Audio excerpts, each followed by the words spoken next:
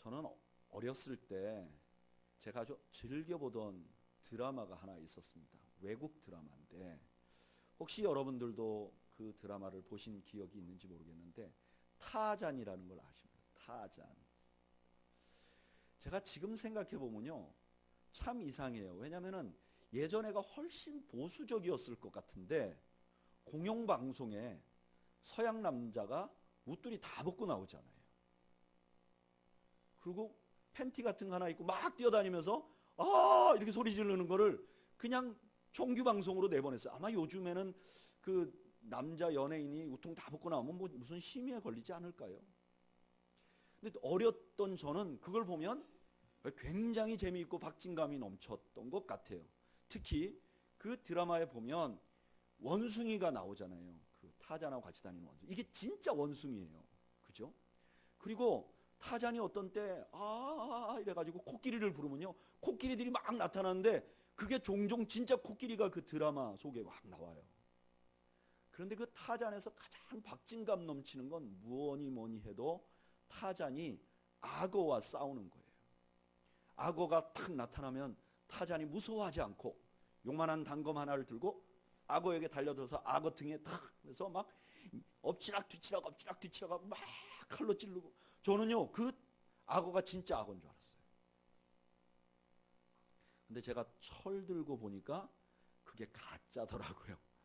이 배우가 풍선 같은 거 가지고 만들어 놓은 가짜 악어를 가지고 이리 뒤틀 저리 뒤틀 막 이러면서 진짜처럼 자기가 막 뒤틀면서 실제로는 이 가짜 악어가 자기를 막 뒤트는 것처럼 막 연기를 하고 칼로 막 이렇게 하는 거예요.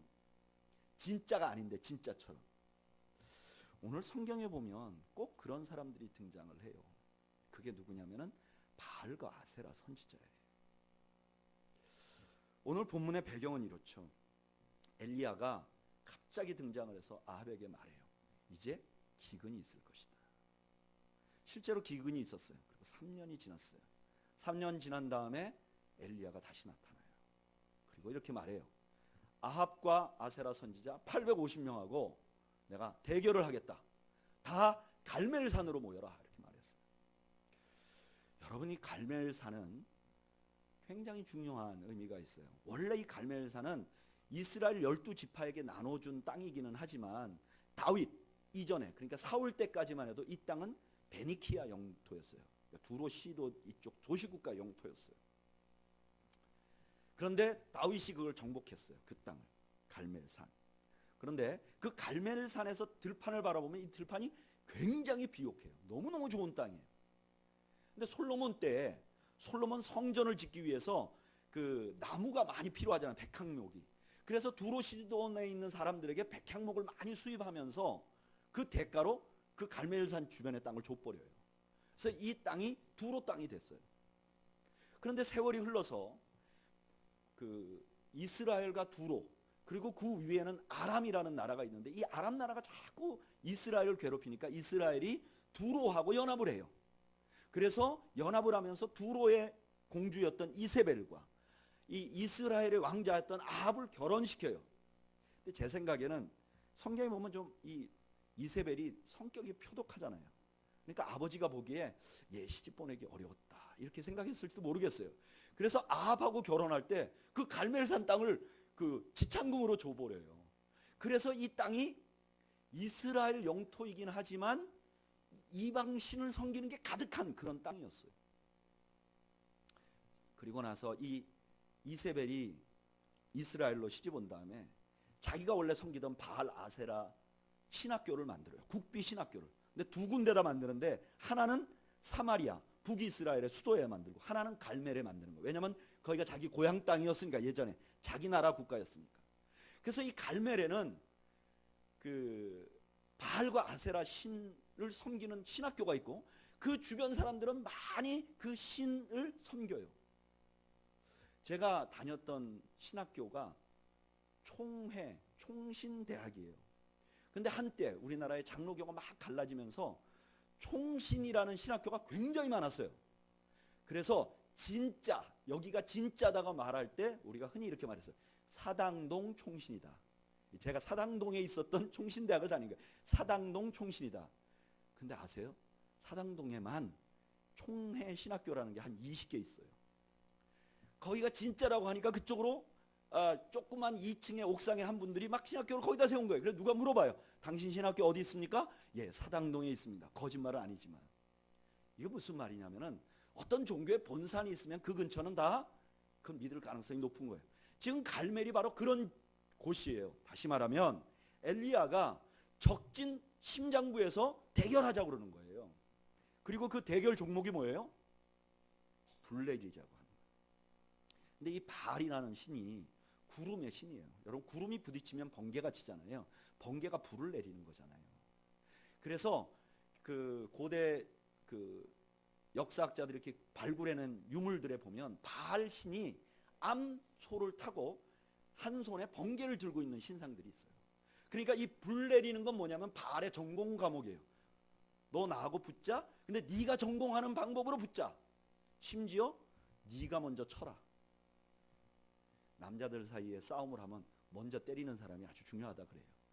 엘리야 그런 거지. 네가 먼저 쳐라. 대결이 시작됐어요. 오늘 본문에 보면 그 바알과 아세라 그 신을 섬기는 사람들이 송아지를 갖다 놓고 아침부터 제사를 지내기 시작해요. 그들의 모습을 26절 한번 읽어볼까요?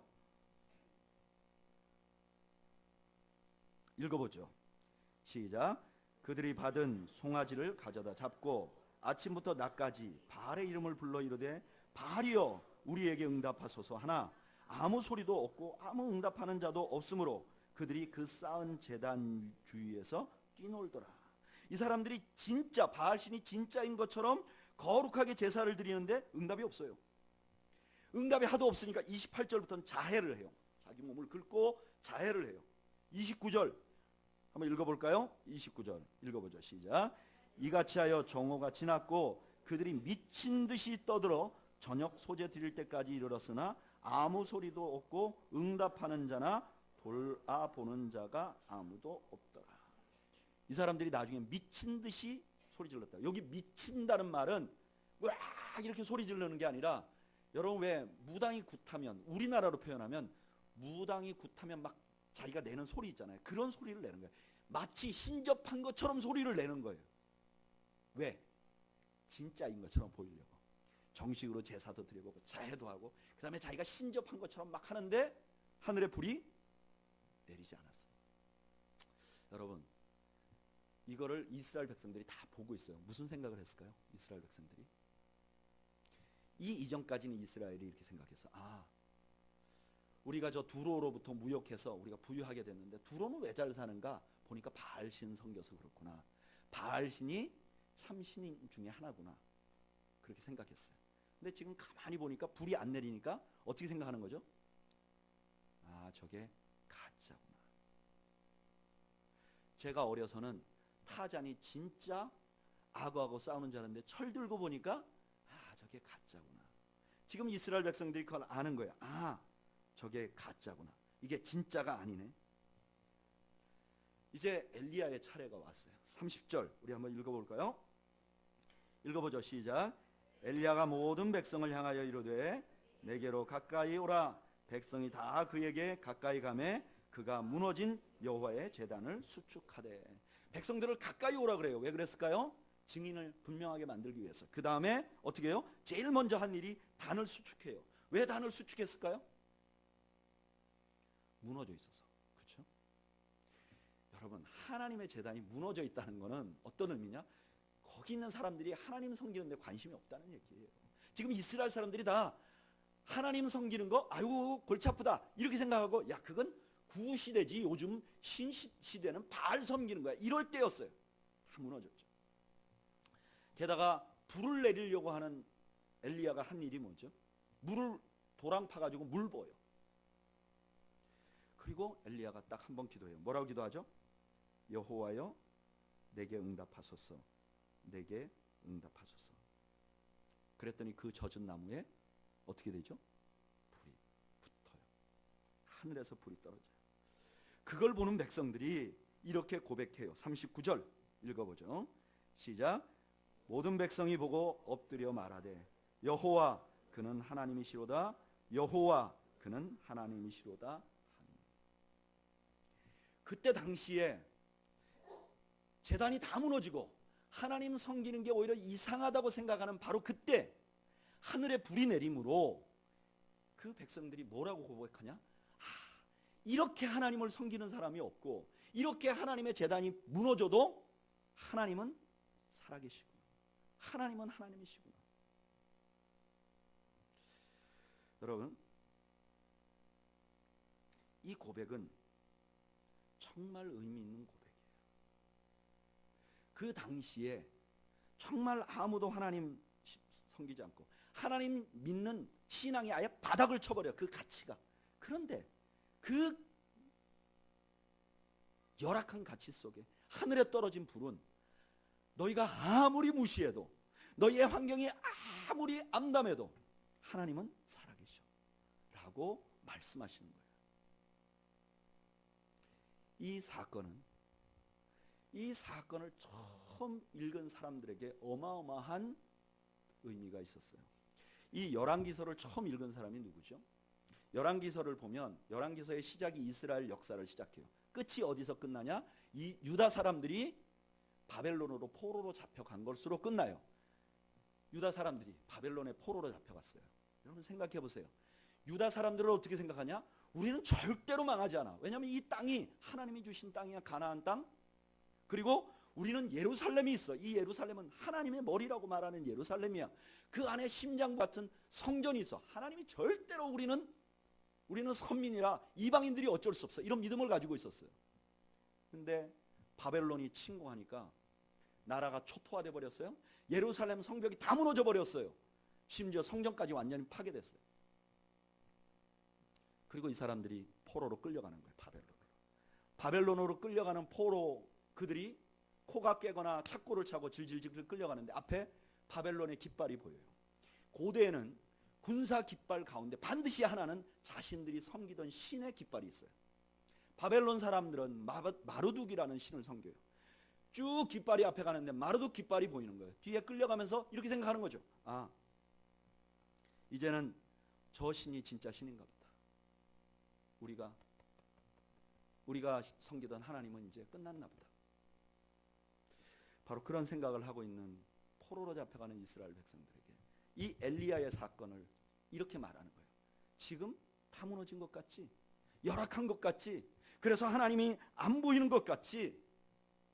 엘리야 때를 생각해봐.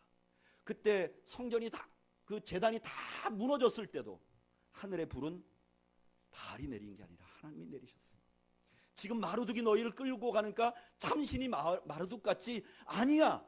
너희들이 보기에 하나님의 성전이 무너지고 하나님의 성이 무너져도 하나님은 여전히 살아계시고 하나님은 여전히 통치하시는 거야 라고 말씀하고 있는 거예요. 이분들이 실제로 바벨론에서 그 바벨론 사람들에게 종살이 하면서도 철저하게 믿음을 지킵니다. 그리고 나라가 페르시아로 바뀌고 거기서 포로 귀환을 하게 되는 것이죠. 그 믿음을 지키며 이겨나갔던 것이죠. 이 불 내리는 이야기는 이것으로 끝난 줄 알았어요. 그런데 그로부터 한 900년 후에 이스라엘에 불이 한 번 더 내려요. 언제 내리죠? 120명의 사람들이 다락방에 모여서 하나님 앞에 전심으로 기도를 하는데 그만 하늘에서 불이 떨어져요. 오순절날 불이 떨어져요.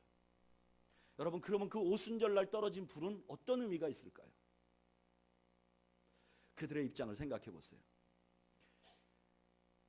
엘리야가 사역하고 나서 한 850년 후에 이스라엘에는 한 진실한 랍비가 나세요.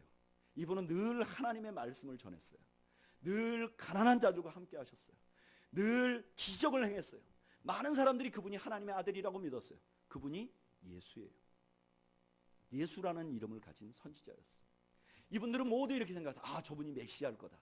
진짜 하나님의 아들일 것이다. 근데 이분이 너무나 허망하게 십자가에 달려 죽으셨어요. 사람들이 다 절망했어요. 근데 놀랍게도 이 예수님이 3일 만에 부활하셨어요. 이야, 예수님이 3일 만에 부활했으니까 이제 이 예수님하고 한 10년만 같이 있어버리면 다 믿게 만들 수 있다. 왜냐면 예수님하고 손잡고 다니면서 방방곡곡 돌아다니면 다 끝날 거 아니에요. 제자들이 이런 흥분이 생겼어요. 야, 예수님이 이제 부활하셔서 우리와 함께만 다니면 이제 새로운 나라가 건설될 것이다. 이 예수님이 40일 만에 승천해 버리셨어요. 남은 건 자기들밖에 안 남았어요. 주변 사람들을 보니까 사두개인들이 여전히 성전에 가득하고 바리새인들이 여전히 회당마다 정권을 장악하고 있고 열심당은 소위 말하면 이스라엘의 열정적인 사람들을 다 장악하고 있어요. 자기들이 모인 120명은 진짜 아무것도 아닌 것 같아요. 마치 여의도 순복음교회 앞에서 개척교회 하는 그런 느낌이죠.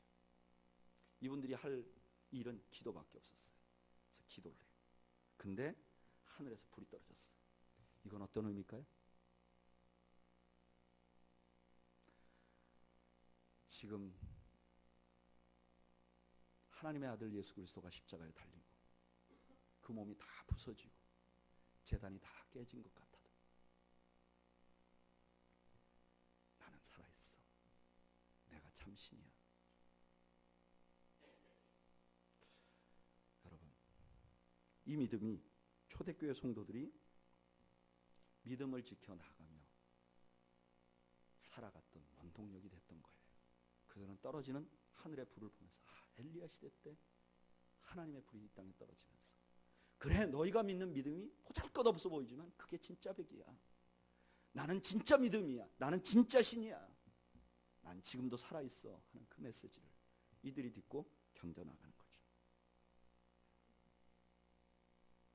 그리고 초대교회 성도들이 그걸 견뎌나갔던 것은 마치 엘리야 시대 때 엘리야와 같이 믿음을 가지고 그 갈멜에서 불 떨어지는 것을 보면서 믿음을 지켜나갔던 사람들의 모습을 보면서 포로로 잡혀갔던 사람들이 희망을 가졌듯이 초대교회 성도들이 하늘에서 오순절날 불이 떨어지는 것을 보면서 자기 믿음 지켜나갔듯이 오늘 2000년 후에 오늘을 사는 크리스천들에게도 동일한 메시지를 주고 있는 거예요. 여러분, 요즘 보면 우리도 무너지는 것 같은 세상을 살아가고 있어요. 요즘 예수 믿는다 그러면 참 존중 안 해주는 세대예요. 저한테 이렇게 묻는 성도들이 많아요. 목사님, 요즘에 어느 교회 가면 진짜 좋은 교회예요? 이렇게 물어보는 분들이 많아요. 교회 찾는 성도들이 너무 많아요. 어떤 교회를 가면 좋을까요?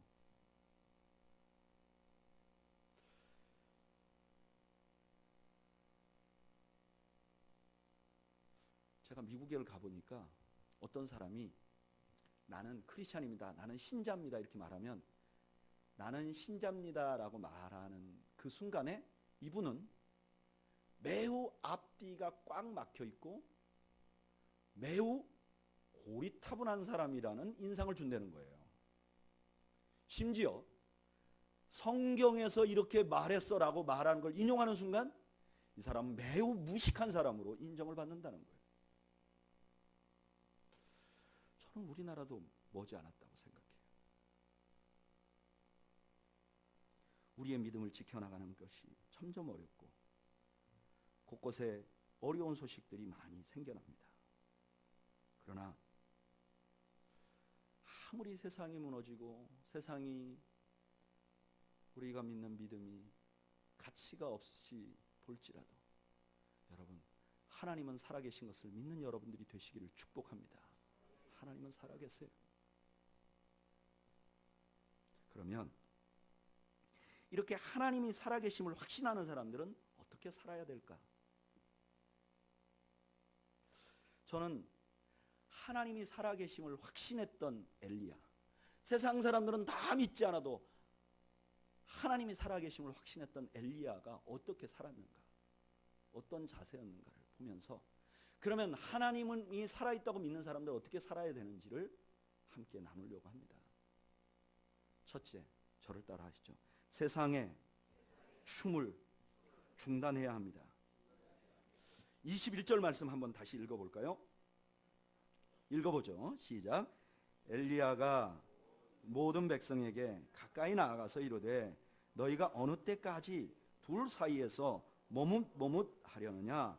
여호와가 만일 하나님이면 그를 따르고 바알이 만일 하나님이면 그를 따를지니라 하니 백성이 말 한마디도 대답하지 아니하는지라. 이 장면은 이래요. 여기 이스라엘 백성들이 쫙 있어요. 그리고 이쪽에 바알 아세라 선지자가 있고 이쪽에 엘리야가 혼자 있어요. 근데 엘리야가 그 사람들에게 말하는 거예요. 여러분 어느 때까지 머뭇머뭇하겠습니까? 라고 말해요. 우리는 이걸 이렇게 생각할 수 있어요. 가운데 백성들이 있는데 이 사람들이 하나님을 섬길까? 아니면 바알을 섬길까? 어떻게 할까? 결정 못하는 그런 마음이라고 생각하기가 쉬워요. 그런데 여기 머뭇머뭇한다는 것은 조금 다른 의미를 가지고 있어요. 어떤 의미를 가지고 있는지 우리가 26절을 보면 알 수 있어요. 우리 26절 한번 읽어볼까요?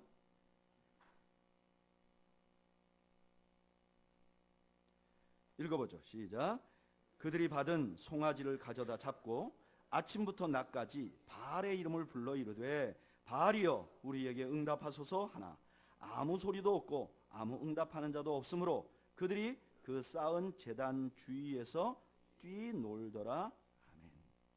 여기 제단 주위에서 뛰놀더라 하는 말은 그냥 뛰어논다 이런 뜻이 아니에요. 이거는 그 바알을 섬기는 사람들이 하는 특별한 제스처를 말하는 거예요. 그러니까 우리로 말하면 이런 거죠. 그 쌓은 제단 주위에서 뛰놀더라 하는 말은 무당이 그 작두 위에서 춤을 추더라 뭐 이런 거하고 비슷한 거예요. 무당하면 작두서 춤을 춘다 뭐 이게 비슷한 말이에요. 그 바알 숭배를 하는 사람들이 전형적으로 추는 춤, 뜀박질 이걸 의미하는 거예요. 그런데 머뭇머뭇한다는 말하고 여기에 뛰놀더라 하는 말하고 히브리어에 똑같은 단어예요. 보통 히브리어는 비슷한 단어를 연달아 잘 안 써요.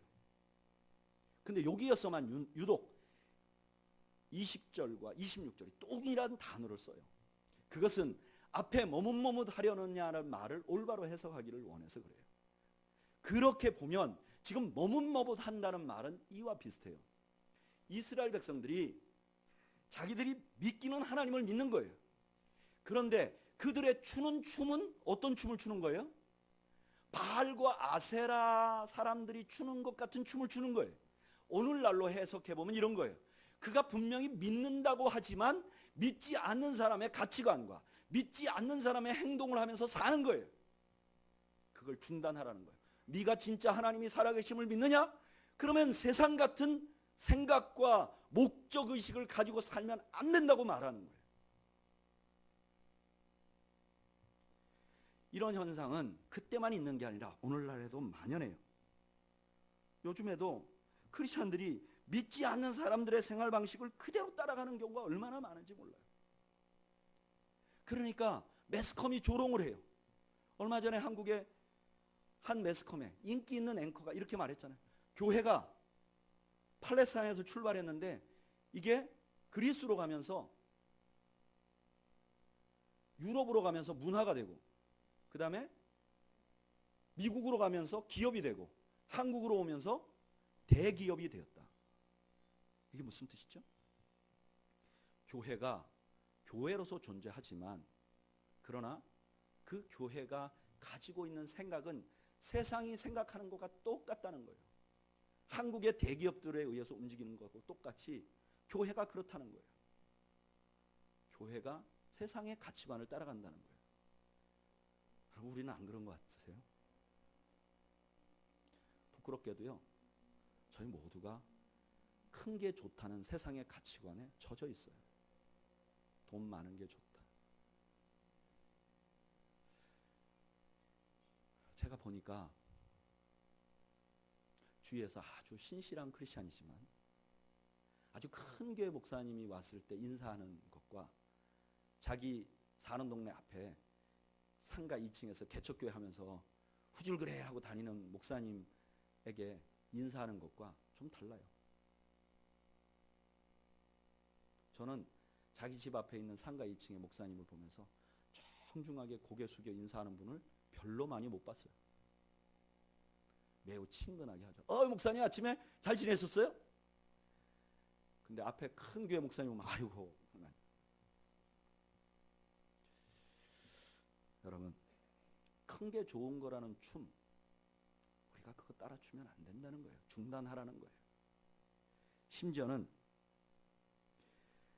매우 기독교적인 것도 가치관을 바꿔버리는 것들이 얼마나 많은지 몰라요. 제가 미국에 유학하면서 특별히 관심 가졌던 분야 중에 하나가 리더십이에요. 이 리더십이라는 학문이요, 최근에는 굉장히 많은 사람들에게 인기 있는 학문이에요.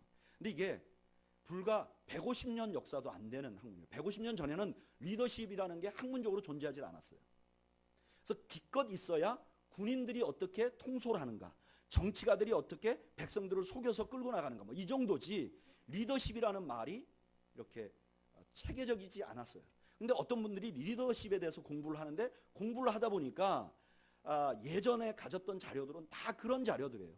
뭐 사람들을 강하게 다뤄야 된다, 어떤 때는 뭐 거짓말도 해야 된다, 이런 것밖에 자료가 없는 거예요. 근데 그 공부를 하던 사람들이 점점 공부를 하다 보니까 그 중에 크리스천들이 있을 거 아니에요.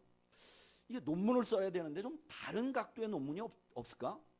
그러다 이분들이 생각해낸 게 있는 거예요. 그게 뭐냐? 우리 인류 중에 최고의 리더는 예수님 아니냐? 근데 예수님의 리더십은 좀 달랐다. 보니까 예수님이 무슨 리더십을 갖느냐? 섬겼다는 거예요. 그래서 이분들이 만들어낸 그 리더십 용어가 뭐냐면 서번트 리더십이에요. 종의 지도력. 종같이 하면서 끌고 나가는 지도력을 말해요. 그래서 저는요, 너무 좋았어요.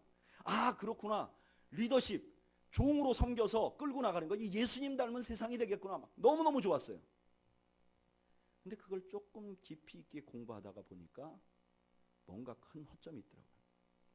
여러분, 예수님은 왜 섬기셨죠? 예수님은 우리를 위해서 섬기셨어요. 예수님은 우리를 섬겨서 자기 따라오게 만들려고 섬기지 않았어요. 예수님은 우리를 위해서 섬겼어요. 근데 리더십은 뭐라고 가르치냐면은 네가 겸손한 모습을 해서 사람들을 끌고 나갈 수 있다고 가르쳐요. 목적이 바뀌어버린 거예요. 근데 너무나 안타까운 것은 그거를 이제는 세상 사람들이 만든 학문을 교회에서 그대로 갖고 와요.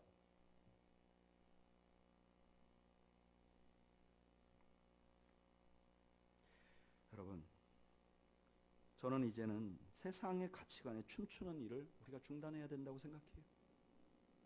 하나님이 살아계심을 믿는다면 세상하고 똑같이 춤을 춰서는 안 돼요. 제가 일하는 컴패션에 제가 한 2년쯤 근무했을 때 누가 이런 얘기를 하더라고요. 어떤 친구가 굉장히 열심히 프로젝트를 만들어서 거의 한 3개월 정도를 애를 써서 뭘 하나 만들어서 가져왔는데 어떤 분이 이렇게 얘기한 거예요. 야, 그건 컴패션답지 않아. 그러니까 바로 폐기. 그래서 제가 물어봤어요. 아니, 컴패션답다는 게 뭡니까? 그랬더니 아무도 대답을 못해요. 희한한 게 아무도 대답 못하는데 모두가 동의하는 무언가가 있는 거예요. 모두가 동의하는. 그래서 이거는 컴패션답지 않아 그러면 그냥 폐기야. 아무리 열매가 많고 아무리 좋아도 이건 우리답지 않아 그러면 끝나는 거예요. 그때 제가 그 생각을 했어요. 내가 목회할 때 그런 교회가 됐으면 좋겠다. 야, 그거는 우리는 교회답지 않아. 그럼 그냥 끝나는 거예요. 그게 뭔데? 그러면 난 몰라. 그렇지만 답지 않아. 그런데 나머지 모든 사람들이 동의하는. 야, 그건 신자답지 않아? 그러면 끝나는. 여러분, 세상의 가치관에 우리가 춤을 추는 한 우리는 아무리 하나님을 살아계심을 믿는다 해도 받아들여지지 않는 거예요. 진짜 하나님이 살아계시면 하나님의 가치관에 춤을 춰야죠. 두 번째, 세상의 가치관의 춤을 중단하고 하나님의 춤을 추어야 하죠. 하나님이 살아계심을 믿는 엘리야는 어떤 춤을 췄는가? 30절 우리 다 같이 읽어볼까요? 읽어보죠. 시작. 엘리야가 모든 백성을 향하여 이르되 내게로 가까이 오라. 백성이 다 그에게 가까이 가매 그가 무너진 여호와의 제단을 수축하되. 엘리야가 하나님이 살아계심을 믿었던 엘리야가 제단을 수축했어요. 그래서 이 장면을 보면서 많은 분들이 설교가들이 이렇게 말해요. 그래요, 예배가 회복돼야 돼요. 우리가 하나님 앞에 올바로 쓰고 하나님이 살아계심을 믿는 분들은 예배가 회복돼야 돼요. 그래서 좀 보수적인 목사님들은 그래요. 요즘 이렇게 딴 따라 이렇게 해갖고 예배 드리니까 예배가 안 됩니다. 우리 원래 회복해야 됩니다. 땡. 예배 시간이 되었으므로 예배를 시작하겠습니다. 땡땡땡 하고 예배 시작하는 거를 돌아가야 된다 이렇게 말하는 분이 있어요. 또 어떤 분은 아닙니다. 예배를 회복한다는 것은 우리가 하나님 앞에 진심으로 찬양을 하고 열정적으로 찬양을 하고. 근데 저는 그게 본질을 잘못 본 거라고 생각해요. 지금 엘리야가 제단을 왜 수축했죠? 그 대답이 33절에 있죠. 33절 읽어볼까요? 읽어보죠. 시작. 또 나무를 벌려 송아지의 각을 떠서 나무 위에 놓고 이르되 통 넷에 물을 채워다가 번제물과 나무 위에 부으라 하고. 제단을 수축한 이유는 제사를 드리기 위해서요. 근데 제사 드리는데 여기 한마디로 이렇게 말해요. 송아지를 가져다가 각을 떴다. 여러분 한번 생각해보세요. 이거는요 금방 안 돼요. 송아지 잡죠, 목 따죠, 내장 긁어내죠, 다리 다 자르죠. 시간이 굉장히 오래 걸리는 일이에요. 이스라엘 백성들이 다 보고 있는데 엘리야가 혼자 송아지 잡는 거예요. 다리 자르고 내장 긁어내고 송아지 잡고. 그거를 계속 보고 있었던 이스라엘 사람들에게 무슨 생각이 났을까요? 최초에 하나님이 명령하신 제사가 생각났을 거예요. 저 송아지가 왜 죽지? 내 죄 때문에. 자기의 죄. 하나님 앞에서 자기의 모습. 하나님 앞에 단독자로 서는 것. 여러분, 살아계신 하나님을 신뢰하고 춤을 춘다는 것은, 그런 행동 양식을 갖는다는 것은 어디로부터 출발하냐면은 내가 얼마나 하나님 앞에 심각한 죄인임을 자각하는 것으로부터 시작된다는 사실을 믿으시기 바랍니다. 이게 안 되면 나머지는 다 껍데기 춤이에요.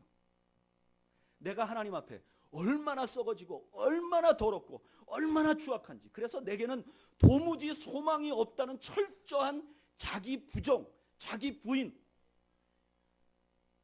그게 선결되지 않으면 나머지 춤은, 어떤 찬양, 어떤 봉사, 어떤 일도 의미가 없어지는 거예요. 하나님이 살아계심을 믿으면 그 하나님 앞에 서면 누구나 다 자연스럽게 내가 죄인임을 자각하게 돼 있어요. 하나님을 만났는데 자기가 죄인임을 자각하지 않은 간증들은 진정한 의미의 간증이 아니에요. 하나님 만났더니 하나님이 나한테 내가 너한테 선물을 주겠다. 아니요. 하나님 진짜 보면 자기 죄가 보여야 정상이에요. 목사님이 어떻게 알아요? 성경에 다 그래요.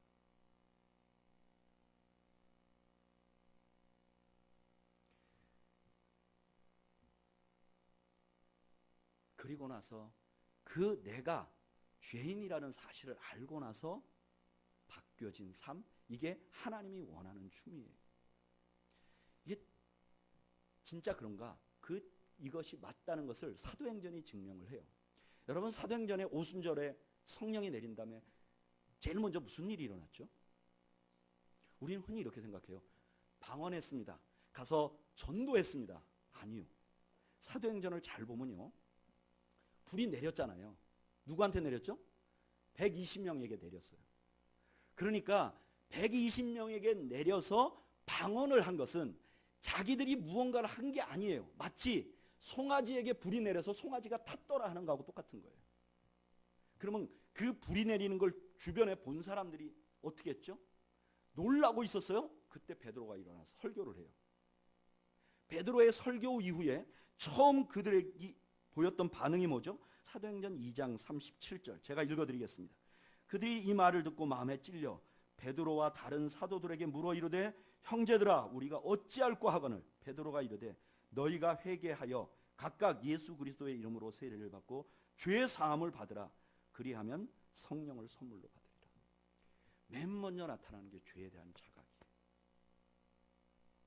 그 다음에 그들의 삶이 바뀌어요. 어떻게 바뀌는가?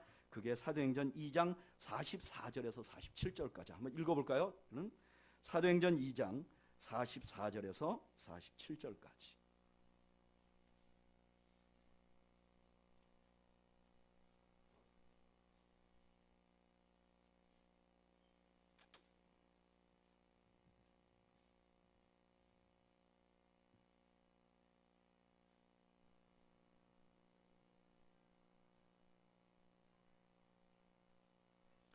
사도행전 2장 44절에서 47절까지 다 같이 읽겠습니다. 시작.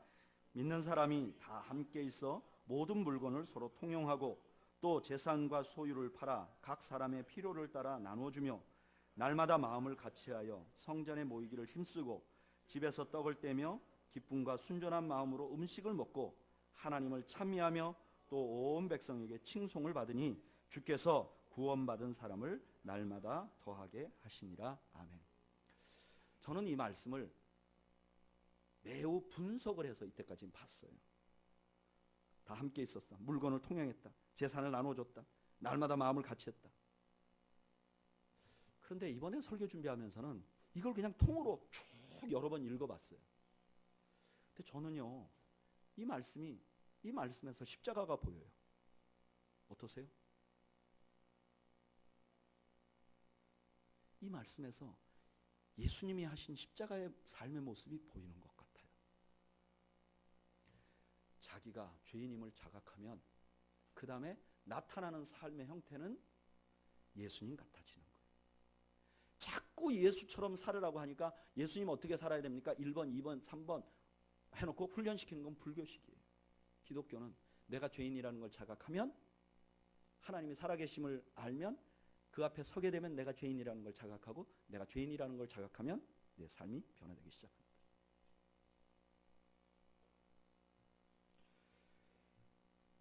이제 더 이상 자기 중심의 춤을 추지 않고 하나님 중심의 춤을 춰요. 자기를 위한 춤이 아니라 타인을 위한 춤을 추는 거예요. 예수님하고 똑같이. 설교 마치면서 제가 이 설교 준비하면서 이런 사람이 누가 있을까 생각을 해봤어요.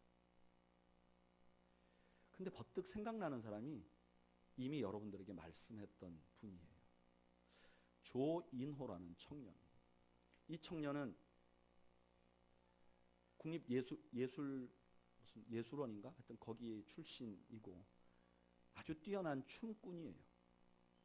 군대 안 갔는데 춤 대회, 동아 콩쿨 이런 데서 우승해갖고 군대 안 갔어요. 그러니까 춤을 상당히 잘 추는 거죠. 이 친구가 처음 컴패션에 와서, 밴드에 와서 자기가 예전에 했던 공연, 그러니까 자기가 상 받은 거를 유튜브에 떠 있다고 보라고 하더라고요. 보니까 이 형제가 추었던 춤이 뭐냐면 초혼가예요. 혼을 부르는 거다. 막 이렇게 혼을 부르는 춤을 춰가지고 1등을 한 거예요. 그런데 자기 사랑하는 애인이 예수를 믿어서 같이 이렇게 하다 교회를 다녀서 컴패션 밴드까지 온 거예요. 근데 이 친구가 결혼하고 나서 은혜를 받고 예수님을 만났어요. 근데 이 형제가 처음에 이렇게 말하더라고요. 목사님, 이젠 초혼과 같은 춤이 아니라 기독교적인 문화를 가진 춤을 추기를 원합니다. 그래서 성서를 이렇게 성경의 이야기를 하나 만들어서 춤을 만들까 막 이런 생각을 하더라고요. 근데 아주 최근에 이 형제하고 잠깐 얘기할 기회가 있었는데 이 형제가 이번에 이렇게 말해요. 목사님, 예전에 예수 믿고 나니까 교회 다닐 때는 그 혼을 부르는 귀신 춤을 추다가 기독교 춤을 추려고 애를 썼는데 지금은 내 춤을 하나님의 영광을 위해서 추고 싶습니다. 그리고 내가 추는 이 춤을 통해서 가난한 아이들을 돕는데 쓰임 받기를 원합니다. 목적이 바뀌어버린 거예요. 춤 사위가 바뀌어버린 거예요. 저는 젊은 사람이고 또 신앙생활 한 지 오래되지 않았지만 그분 앞에 저의 모습이 참 부끄러웠어요.